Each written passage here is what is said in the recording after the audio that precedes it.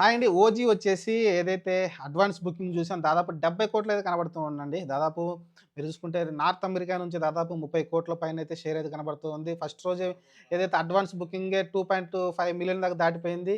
అది ఇంగా రేపటికి ఇవాళ చూసుకుంటే 20వ తారీఖు వచ్చేసరికి దాదాపు 3,000,000 దాటే అవకాశం క్లియర్‌గా కనిపిస్తూ ఉంది. ఓవరాల్‌గా వచ్చేసి డే 1 ఓన్లీ మీరు చూసుకుంటే అక్కడ 30,00,00,000 దాకా అయితే మీకు అక్కడ కనిపిస్తూ ఉంది నార్త్ అమెరికా నుంచి.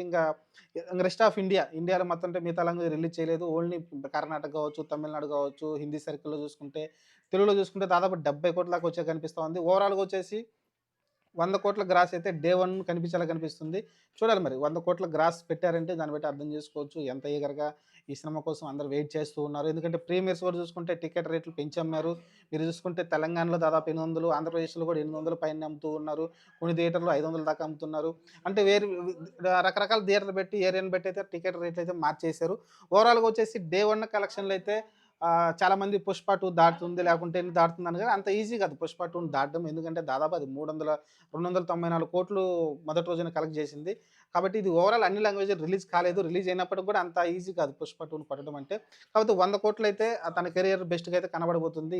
తెలుగు వరకైతే. కాకపోతే తెలుగు వరకు డే 1 కలెక్షన్‌లు మంచిగా రావచ్చు. అది 'పుష్పను' బ్రేక్ చేయొచ్చేమో గానీ ఓవరాల్‌గా చూసుకుంటే డే 1 కలెక్షన్ అన్ని లాంగ్వేజ్ కలిపి అదైతే దాటడం కష్టం.